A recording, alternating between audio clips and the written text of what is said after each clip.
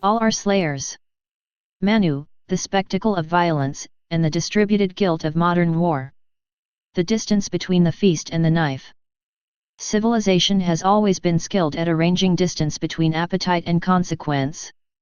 The person who enjoys the feast need not see the animal killed. The citizen who applauds a bombing campaign need not see the bodies removed from the rubble. The investor who profits from weapons production need never hear the weapon discharge. The political leader who authorizes an operation may watch its progress as symbols moving across a display, while the people beneath the aircraft experience fire, concussion, blood, and the permanent division of life into a before and an after. At every station in the chain, specialization permits someone to say, "I did not do the killing." Against this ancient and increasingly technological evasion stands a remarkably compact passage from the Navadharmastra, commonly called the Mainismti or Laws of Manu. Verse 5.51 names those implicated in the production and consumption of meat: the one who approves, the one who cuts, the one who kills, the buyer and seller, the preparer, the server, and the eater. It then applies a single morally devastating designation to them, slayers. The verse does not allow the final consumer to place the entire burden upon the butcher, nor the seller to hide behind the buyer, nor the approver to declare innocence because another hand held the blade. It understands killing as a cooperative achievement. The passage concerns animal slaughter, not mechanized war. It would be historically careless to pretend that Manu was secretly legislating for drone pilots, defense contractors, or artificial intelligence targeting systems. Yet the ethical architecture of the verse reaches far beyond its immediate subject. It describes distributed causation, an outcome made possible by authorization, preparation, exchange, execution, presentation, and consumption. Modern institutions depend upon precisely such division of labor. They divide violent action into sufficiently small professional tasks that each participant can experience himself as a technician, official, customer, or spectator rather than as a contributor to the whole. This is especially important because human beings do not merely commit violence. We watch it, narrate it, ritualize it, aestheticize it, and organize communities around it. We seek horror from positions of safety. We admire those who enter arenas where death remains possible. We convert military destruction into maps, statistics, and thrilling footage. We transform the dead into martyrs, the killers into heroes, and the financiers into respectable stewards of national security. Then, having participated emotionally, politically, or economically, we concentrate guilt upon the person nearest the physical act. Manu's verse refuses that concentration. It does not say that everyone bears an identical degree of guilt. Knowledge, intention, freedom, and power plainly affect responsibility. It says something more fundamental: causal distance is not moral absence. The person who orders, equips, legitimizes, markets, consumes, or benefits from violence cannot become innocent merely by ensuring that someone else performs its bloodiest movement. That insight provides a powerful lens through which to examine three connected phenomena: the human fascination with violence and horror when experienced vicariously, the expansion of controlled spectacle into nationalism and industrial warfare, and the increasingly elaborate machinery by which modern states and corporations distribute responsibility until violence appears to have occurred without an author. The result is not simply an indictment of soldiers or spectators. It is an indictment of the social miracle by which thousands of individually respectable actions can be assembled into organized killing while nearly everyone involved retains a private image of innocence. The safety of horror. Human attraction to horror is neither imaginary nor adequately explained by saying that people are secretly sadistic. Research on morbid curiosity defines it as a willingness to seek information involving death, violence, or harm, and experiments indicate that people sometimes actively choose disturbing images even when neutral alternatives are available. A recent study of horror enjoyment found that perceived fearfulness, realism, and morbid curiosity could increase excitement and enjoyment. A broader review of horror research found associations with sensation-seeking and other traits, although no single explanation consistently predicts who enjoys frightening material. Horror offers threat without ordinary exposure to threat. It permits the nervous system to enter danger while the body remains seated in safety. This controlled encounter can serve intelligible purposes. Frightening stories model predators, contagion, betrayal, invasion, madness, and death. They allow audiences to explore forbidden possibilities, test emotional limits, and rehearse responses to danger. The pleasure may come from arousal, mastery, relief, aesthetic form, communal bonding, or the satisfaction of encountering chaos within a narrative that eventually ends. Fictional horror can even restore moral order by revealing the monster, naming the crime, or punishing the transgressor. There is nothing inherently corrupt in looking imaginatively at suffering. Tragedy, sacred narrative, and serious art have always done so. But controlled horror contains a structure that political spectacle can exploit. The viewer receives intensity without direct physical cost. The more convincing the danger, the stronger the sensation, yet the protective frame, screen, story, arena, national border prevents the event from making a full moral demand. We can look and then look away. We can experience fear, disgust, and aggression as consumable states. This is why the distinction between wanting death and wanting death to remain possible matters.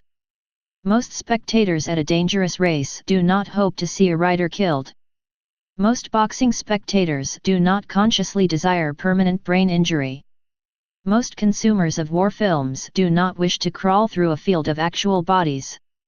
Nevertheless, the event's attraction often depends upon the knowledge that the represented or ritualized violence is not wholly weightless. Courage requires danger, otherwise it becomes choreography. The audience wants the edge of catastrophe without necessarily wanting catastrophe itself. That arrangement provides moral comfort. If no one explicitly desires the fatality, everyone can regard the fatality as alien to the spectacle.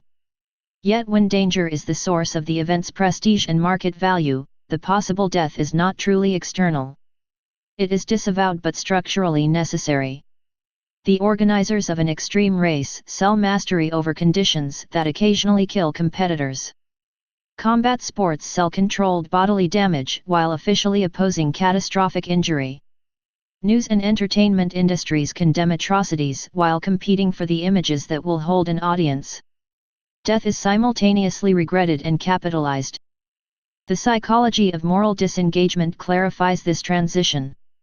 Research on violent games and media suggests that enjoyment becomes easier when narratives portray violence as justified, consequences as negligible, and opponents as blameworthy or less fully human.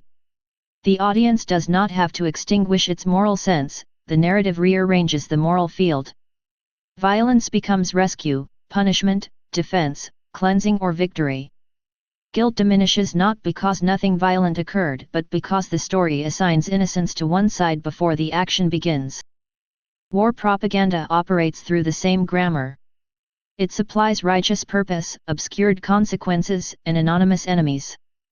The crucial step is not teaching ordinary people to love suffering.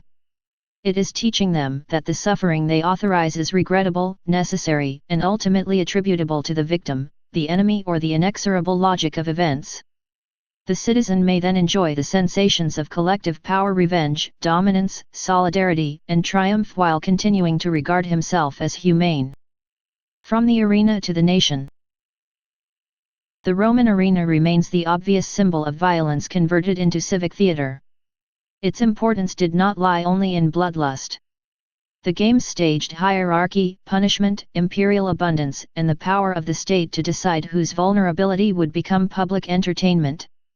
The spectator did not personally wield every weapon, but the assembled audience participated in a political ritual. Imperial authority supplied the bodies, wealth supplied the architecture, skilled labor produced the event, and public appetite completed it. Modern societies reject the arena's explicit sacrifice while preserving portions of its emotional and institutional design. We prefer voluntary competitors, regulated injury, medical personnel, and an official insistence that death is never the purpose. These differences are morally substantial. A consenting athlete is not an enslaved gladiator. Yet consent does not dissolve every question. Once danger becomes an organized spectacle, a chain of promoters, sponsors, broadcasters, and consumers becomes dependent upon its continued intensity. The audience's position is refined rather than abolished. We remain safe while another person's body gives reality to the event. War enlarges this relation from entertainment into political identity. It places the citizen within the grandstand of the nation.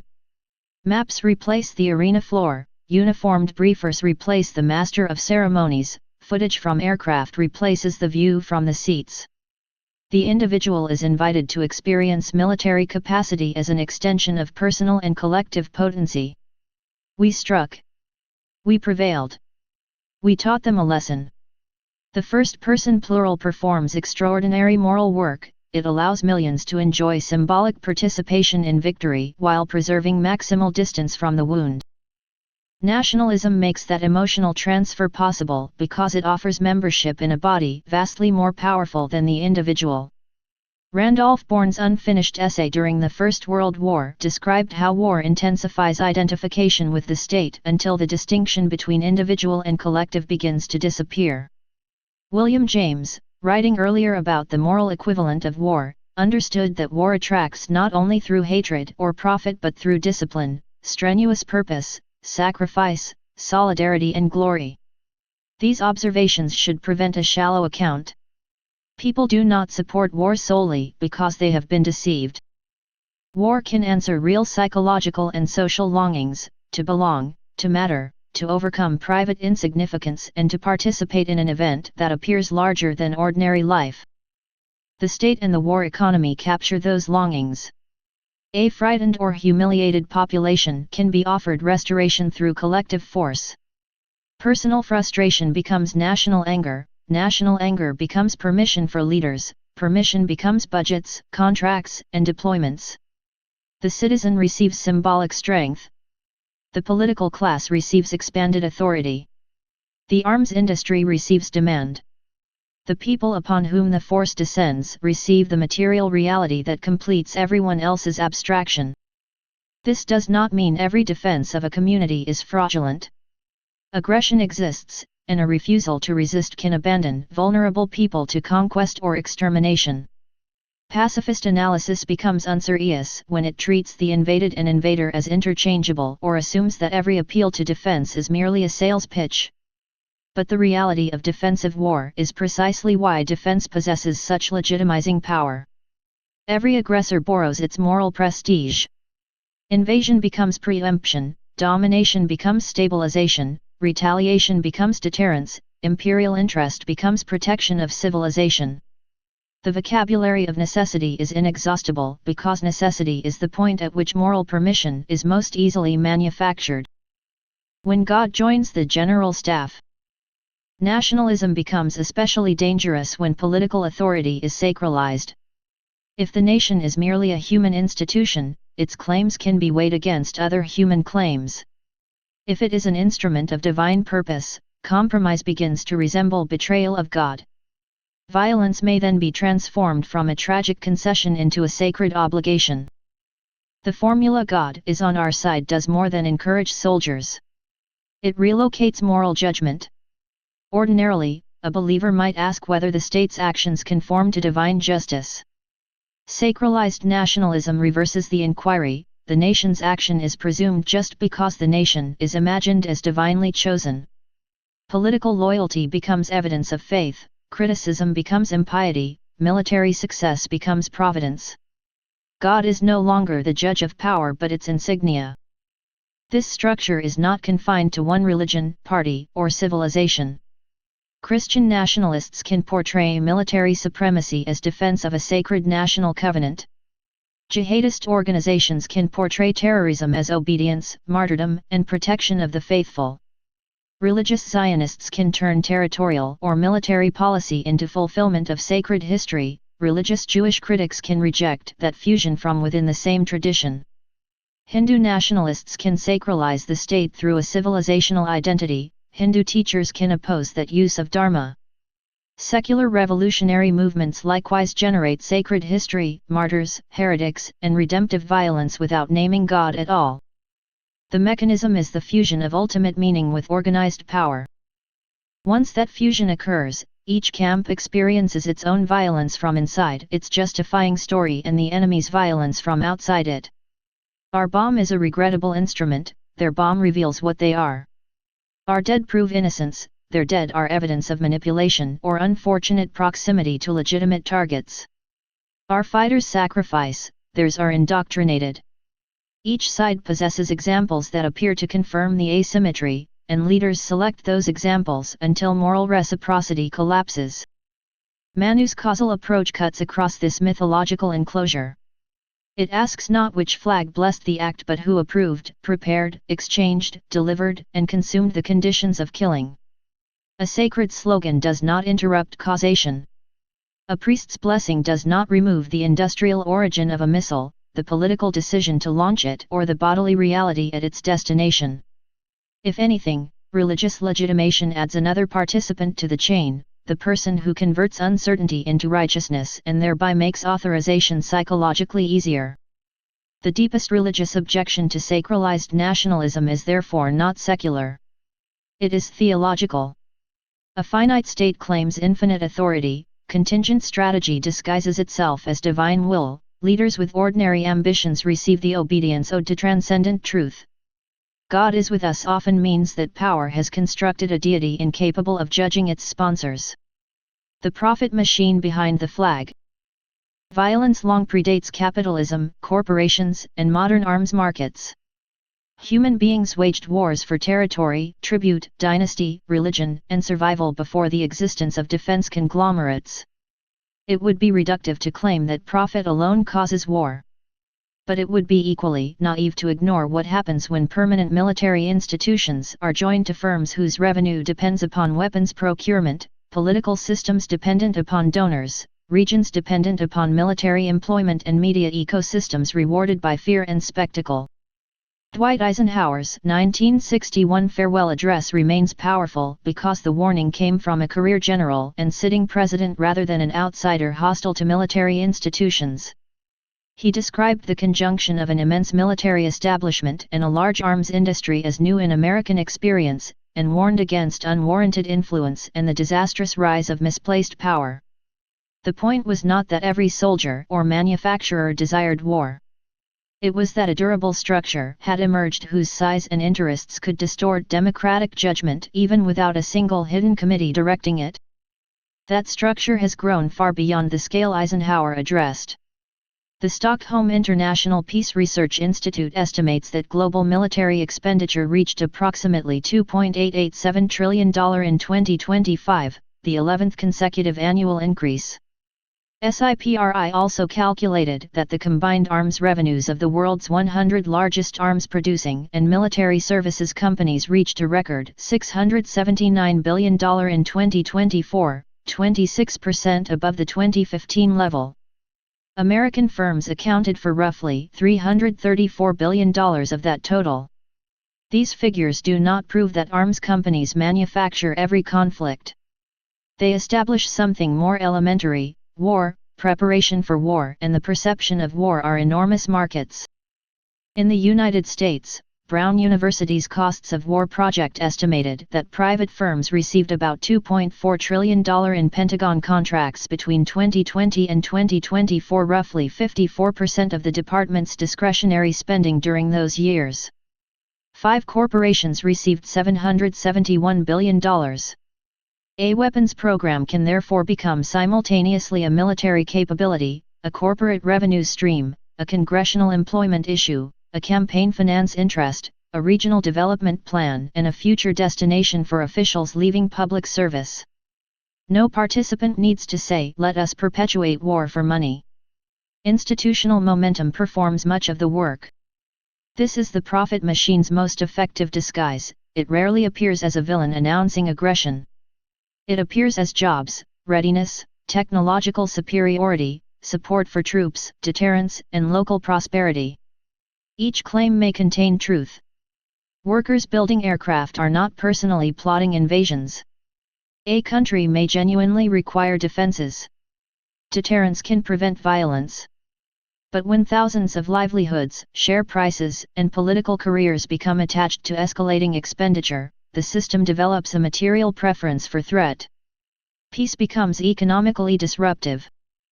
The arrangement also creates asymmetrical moral accounting. Public money absorbs research costs, procurement overruns, veterans' care, debt interest, and reconstruction. Private entities receive contracts and intellectual property. Soldiers and civilians absorb bodily risk. Corporate officers and investors ordinarily receive financial upside without corresponding exposure to the battlefield. When a weapon fails, the incident can be attributed to an operator, bad intelligence, or the fog of war. When it succeeds commercially, the revenue is precise. War thereby becomes a peculiar market in which the buyer is often the state, the price is paid by taxpayers, the product is used by young people, and the terminal costs fall heavily upon foreigners, military families, and future generations. The people most capable of initiating and profiting from the system are usually the least likely to experience its violence directly. This does not make every wealthy person an aggressor or every service member a pawn. It means that wealth purchases distance while political rhetoric redistributes sacrifice downward and outward. The claim that armed forces consist simply of the desperately poor is empirically too crude. Studies of the contemporary American all-volunteer force generally find strong middle-class representation, with both the poorest and richest groups underrepresented. Many people enlist from family tradition, patriotism, technical ambition, a desire for discipline, or sincere commitment to public service. To call them naive automatons would repeat the very dehumanization being criticized. Yet voluntary choice occurs inside an unequal landscape. Educational benefits, stable income, health care, citizenship opportunities, and social honor possess different force depending upon the alternatives available. Moreover, the burden is concentrated even when recruits are not drawn exclusively from poverty. A small portion of society performs repeated deployments while the wider public is asked chiefly to praise them. Political leaders can conduct prolonged operations without requiring most citizens to alter their lives or even finance the war through immediate taxation. Distance between decision and sacrifice makes continuation easier. Young soldiers are not pawns because they lack intelligence or agency. They become pawns when institutions spend their courage in service of objectives that were concealed, inflated, or insulated from democratic correction. Their virtues, loyalty, endurance, solidarity, and willingness to sacrifice are precisely what make their exploitation possible. A cynical system does not recruit cowardice. It recruits honor and then assigns the invoice elsewhere. The sanitized kill. Modern military technology magnifies physical distance, but the decisive development is moral and perceptual distance. A person killed at close range confronts the killer as a body, face, and voice. Artillery transforms the victim into a coordinate. A bomber crew encounters a target complex. A drone operator sees patterned movement, sensor imagery, and metadata. An AI-assisted targeting system may present a ranked object, probability, or behavioral signature. At each stage, the underlying event remains physical, but the aggressor's experience becomes informational. Distance can sometimes improve restraint. Persistent surveillance may permit better identification. Precision guidance can reduce indiscriminate destruction compared with older weapons. Remote systems can protect soldiers and allow attacks to be aborted. It would be irresponsible to romanticize close combat as morally pure or to assume that imprecision is humane.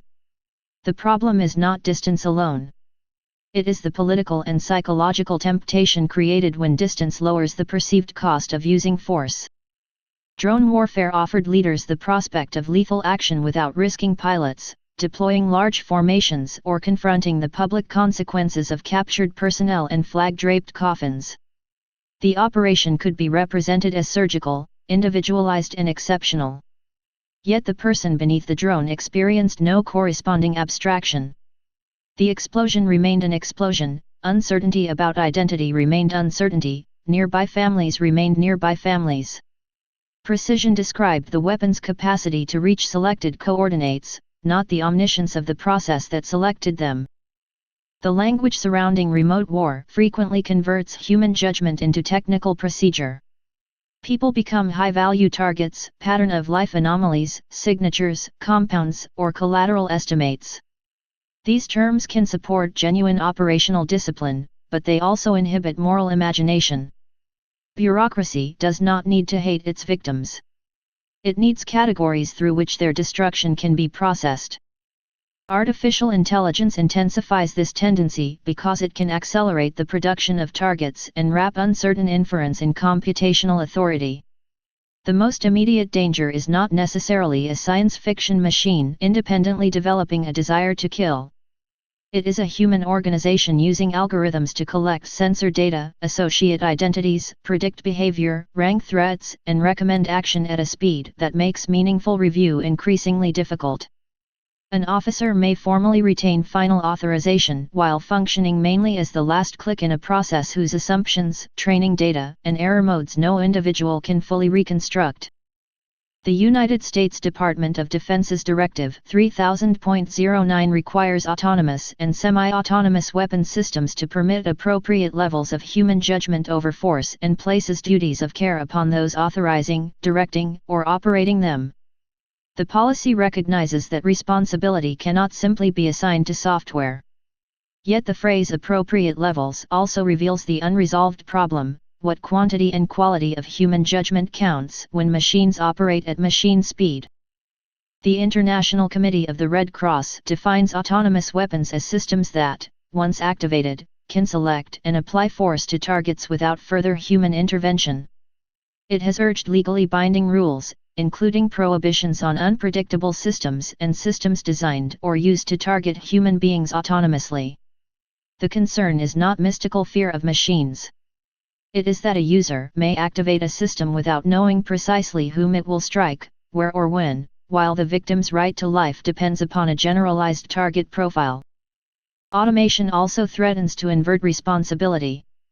Researcher Madeleine Claire Elish coined the term moral crumple zone for circumstances in which the human nearest an automated system absorbs blame for failures generated by a much larger socio-technical arrangement.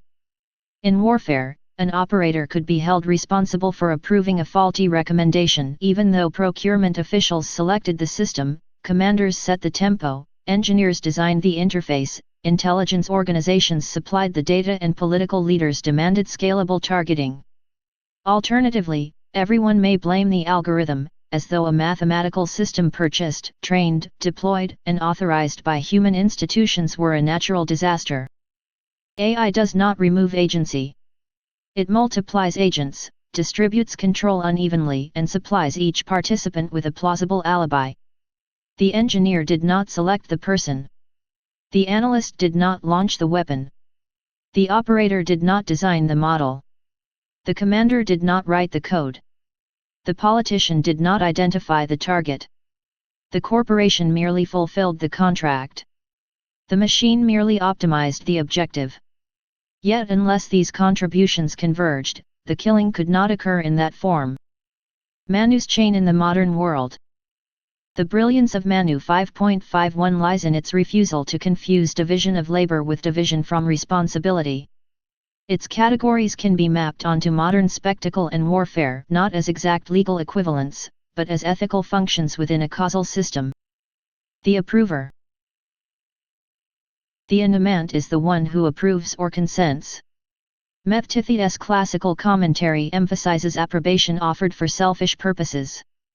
In contemporary warfare, approval operates at many levels: the executive authorization, the legislative appropriation, the legal memorandum, the editorial endorsement, the clerical blessing, and the public cheer.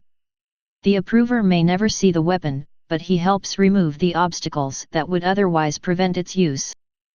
Approval is especially powerful because it often arrives disguised as inevitability.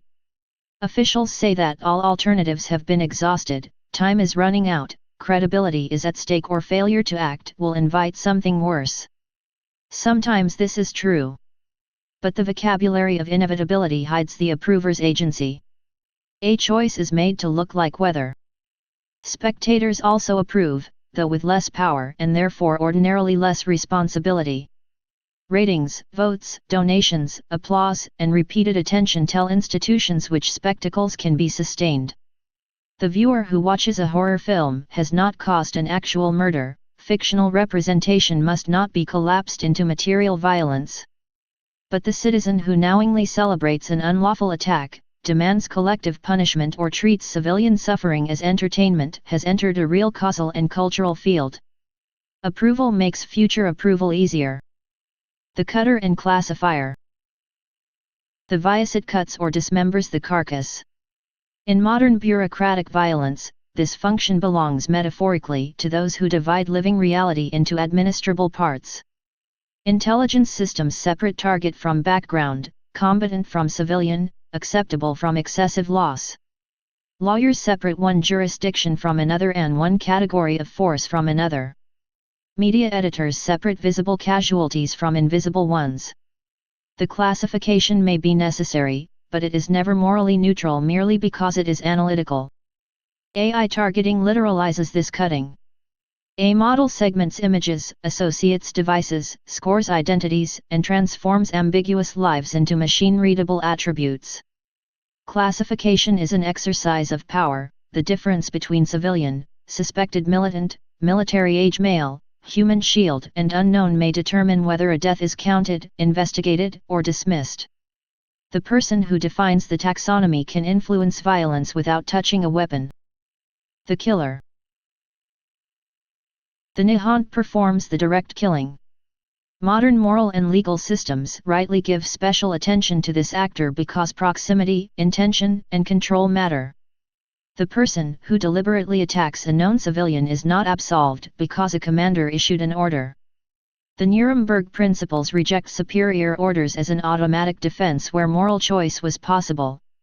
The Rome Statute likewise grounds individual criminal responsibility and provides for command responsibility under defined conditions.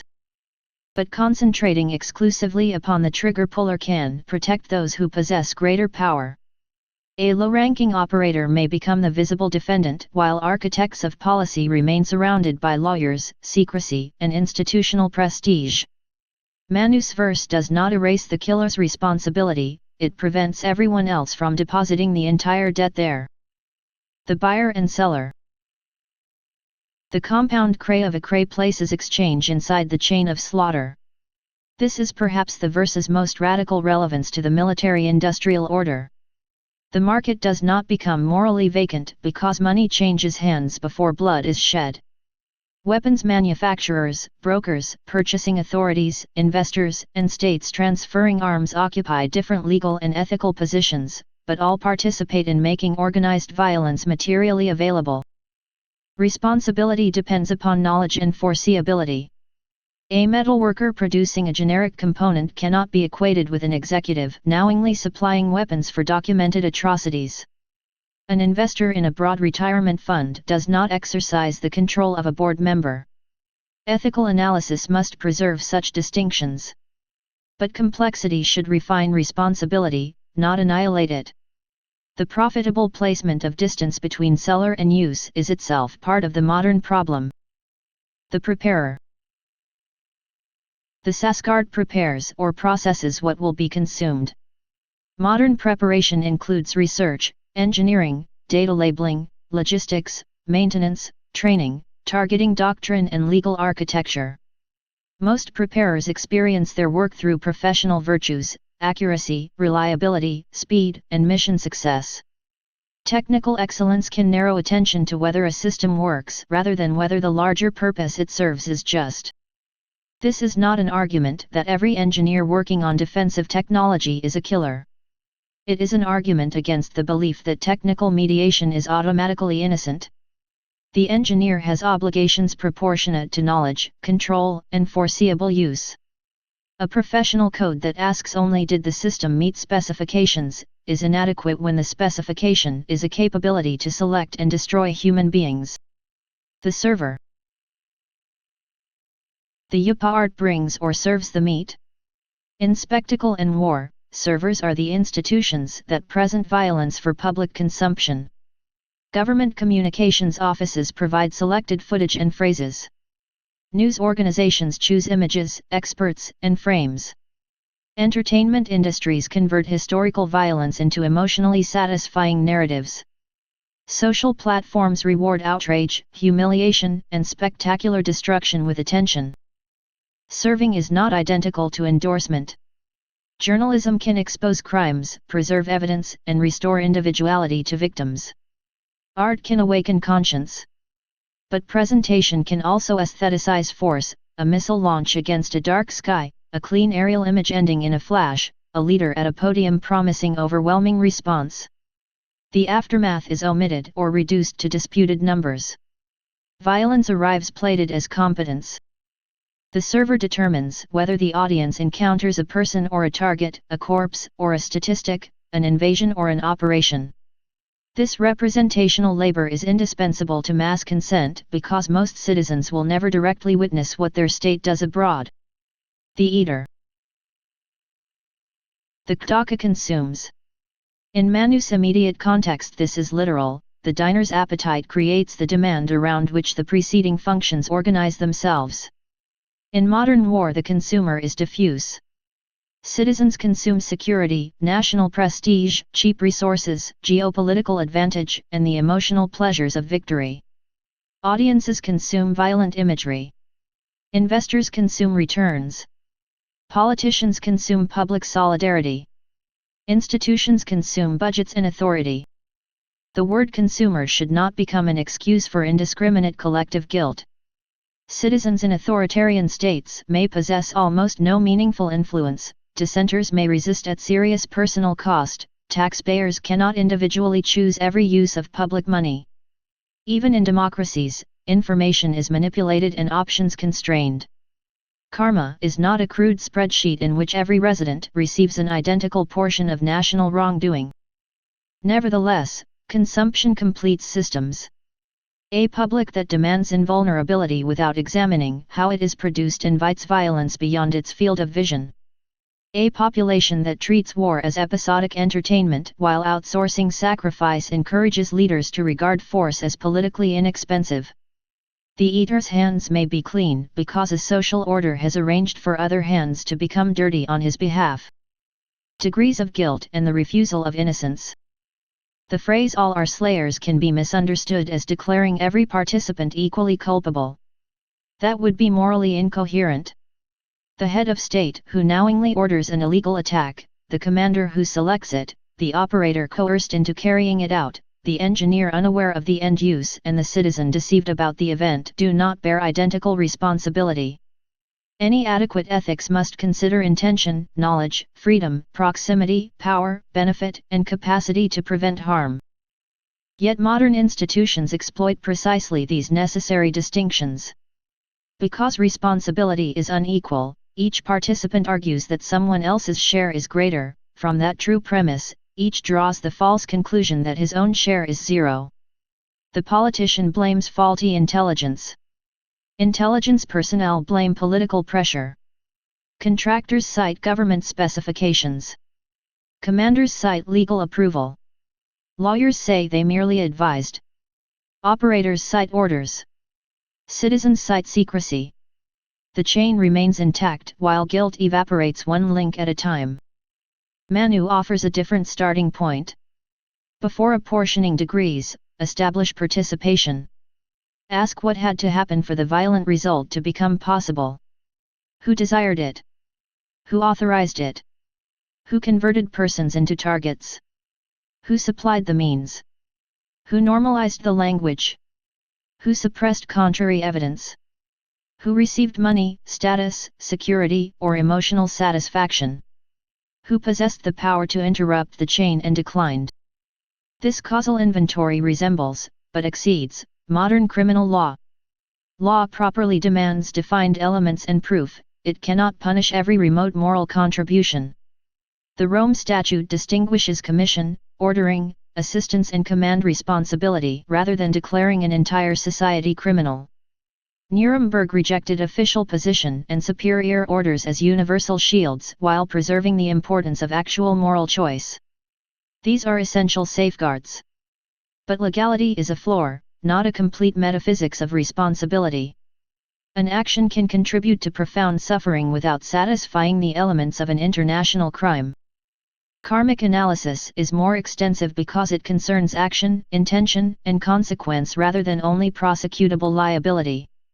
On that view, institutional permission does not purify an act. Democratic authorization may make violence politically legitimate under a constitution, it does not necessarily make it dharmic. A classified legal opinion may protect an official from prosecution, it cannot alter the causal character of the choice. An algorithm may obscure which human prediction failed, it cannot become the metaphysical bearer of human intention. This is where Manu's slaughter analogy becomes most incisive. The diner does not kill in the same way as the butcher, but the diner cannot truthfully describe the meal as unrelated to killing. The authorizer does not launch the missile, but the launch realizes the authorizer's will. The shareholder does not select the target, but knowingly sought return from an enterprise organized around supplying the capacity to destroy. The spectator does not issue commands, but may help construct a culture in which domination is rewarded and suffering is consumable. Karma, blowback, and the return of the act. Karma is often caricatured as supernatural revenge. A cosmic authority inflicts upon a wrongdoer an externally assigned punishment resembling the original act. A more philosophically serious understanding sees action as formative and relational. Acts produce consequences in the world, establish habits in the actor, shape institutions, and create conditions for further acts. Violence returns not necessarily because history arranges a symmetrical punishment, but because action changes the field through which the actor must continue to live. This return is visible even without affirming metaphysical karma. Drone warfare pioneered by one state becomes doctrine available to rivals. Exceptions created for friendly governments become precedents cited by hostile ones. Arms supplied to proxies circulate into new conflicts. Civilian casualties generate grief, hatred, and recruitment narratives. Secrecy developed for foreign operations migrates into domestic governance. Surveillance tools built for enemies become attractive instruments of policing and political control. An economy organized around military production develops constituencies hostile to disarmament. Soldiers trained to override moral injury may carry wounds that neither ceremony nor euphemism can heal. The wealthy are not protected from every return, although wealth can delay and redirect it. They may live far from bombed neighborhoods and polluted military sites, send their children to safer careers and diversify investments across the consequences. But institutional corruption eventually degrades the society that shelters them.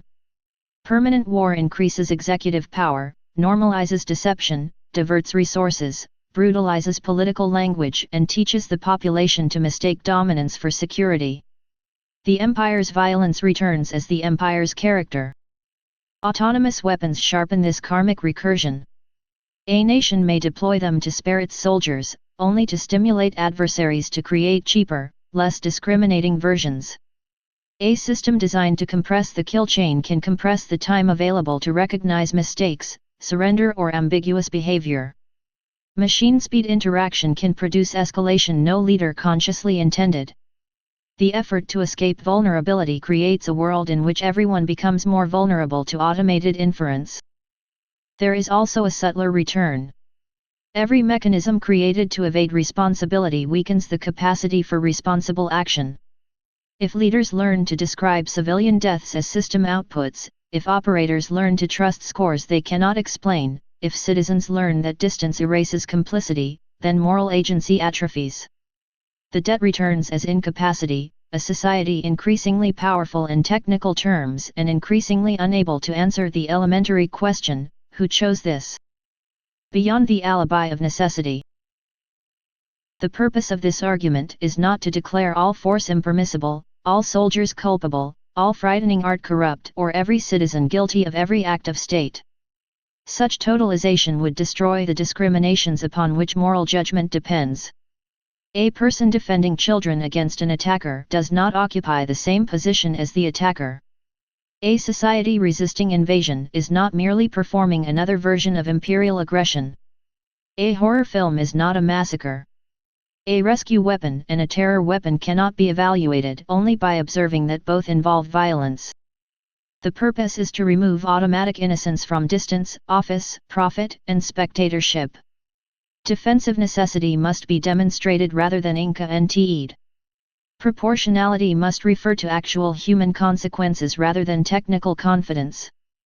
Consent must not be treated as permission for institutions to profit without limit.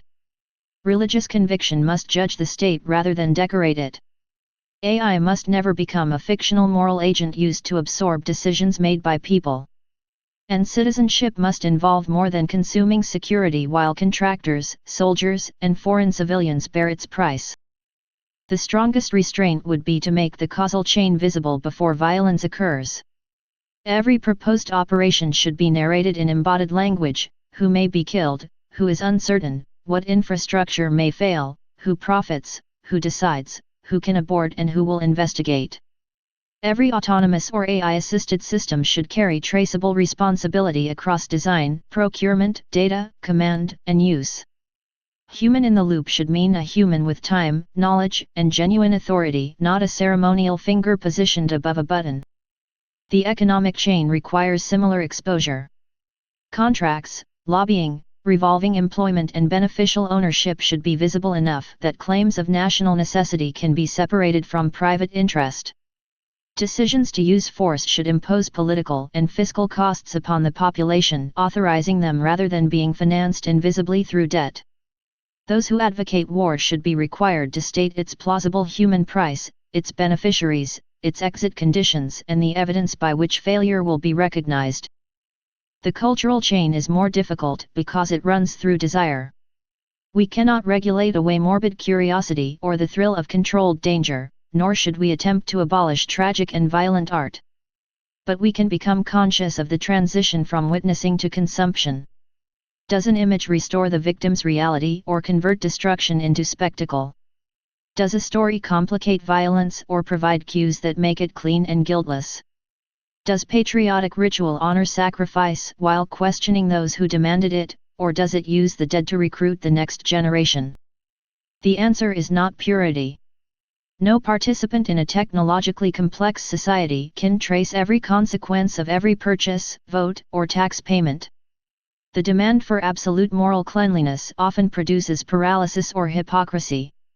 The more realistic demand is awakened participation: know the chain where knowledge is possible, resist where resistance is meaningful, refuse euphemisms designed to conceal agency, and do not confuse lesser power with no responsibility.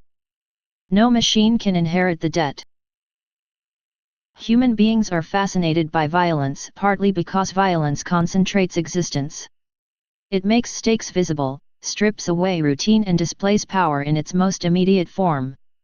Vicarious horror allows us to approach that intensity without paying its ordinary price. The arena turns it into collective ritual. Nationalism enlarges the arena until spectators experience the state's weapons as extensions of themselves. Religion can sanctify the identification. Industry gives it permanent material form. Technology increases the distance between those who choose violence and those who receive it. At every stage, modernity offers an alibi. It was fictional. It was voluntary. It was legal. It was defensive. It was profitable but necessary. It was only engineering. It was only intelligence. It was only a recommendation. It was the algorithm. It was the operator. It was the enemy's fault. It was God's will. Manu 5.51 is powerful because it is an anti-alibi. The act is not confined to the instant at which blade meets flesh. It exists through the network that desires, permits, prepares, exchanges, presents, and consumes the result. The verse does not abolish distinctions among participants, it abolishes the fantasy that specialization makes the whole disappear. Applied to modern warfare, its lesson is severe. The political leader who authorizes, the religious figure who sanctifies, the lawyer who launders, the analyst who classifies, the engineer who prepares, the corporation that sells, the operator who strikes, the publicist who serves, and the audience that consumes occupy different moral positions, but they inhabit one causal world. Their responsibility varies, yet none may transfer the entire burden into the machine or the body of the lowest-ranking participant. This is why autonomous targeting represents more than a technical threshold. It is the culmination of a long civilizational desire to possess the effect of violence without experiencing oneself as violent. The perfect weapon, from the standpoint of power, is not merely one that never misses. It is one that leaves no psychologically recognizable killer, a weapon whose operation is distributed among institutions, contractors, data sets, and interfaces until the death appears as an administrative fact. But death never becomes administrative to the person who dies. The abstraction exists only at one end of the weapon. No drone can assume guilt. No model can possess remorse. No corporation can suffer karma except through the human beings and societies that constitute it. No flag can sanctify a cause merely by covering the coffin produced by that cause. No invocation of God can transform ambition into dharma. Technology may conceal the chain, law may narrow the field of liability, wealth may purchase distance, and spectacle may convert suffering into sensation, but causation remains. The eater remains related to the knife. And all who knowingly preserve the feast remain within the moral history of the killing.